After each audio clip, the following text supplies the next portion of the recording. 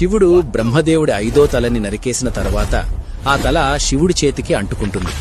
బ్రహ్మదేవుణ్ణి హింసించడం వల్ల బ్రహ్మహత్యా దోషం అంటుకుని ఎంత ప్రయత్నించినా ఆ తలని శివుడి చేతి నుండి వేరు చేయలేకపోతాడు.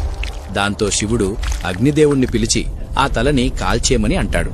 కాని అగ్నిదేవుడు ఎంత ప్రయత్నించినా బ్రహ్మ 5వ తలని కాల్చలేకపోతాడు. శివుడు ఏం చెయ్యాలో అని ఆలోచిస్తుండగా పార్వతీదేవి అక్కడికి వచ్చి విష్ణుమూర్తిని కలిస్తే పరిష్కారం దొరుకుతుంది అని చెప్తుంది. వెంటనే శివుడు విష్ణుమూర్తిని కలిసి సహాయం చేయమని అడుగుతాడు. అదంతా విన్న విష్ణుమూర్తి ఆ బ్రహ్మదేవుడి కపాలంలో భిక్షసాటన చేయమని అంటాడు. ఎప్పుడైతే ఆ కపాలం నిండా భిక్ష నిండుతుందో మరుక్షణం బ్రహ్మహత్యా దోషం పోతుంది అని చెప్తాడు.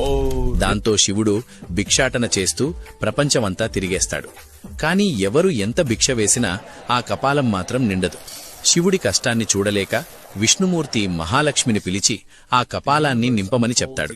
శివుడు భిక్షాటన చేస్తూ తమిళనాడులోని తిరక్కందూరు అనే ప్రదేశానికి వచ్చినప్పుడు లక్ష్మీదేవి శివుణ్ణి కలిసి భిక్షస్వరూపంలో సిరిసంపదలని ఆ కపాలంలో నింపుతుంది. దాంతో ఆ కపాలం సిరిసంపదలతో నిండిపోయి శివుడి చేతి నుండి ఊడిపడిపోతుంది. ఈ విధంగా శివుడికి పట్టిన బ్రహ్మహత్యా దోషం పోతుంది. మీరు శివుని పరమభక్తులైతే ఓం నమఃశివాయ అని కామెంట్ చేయండి.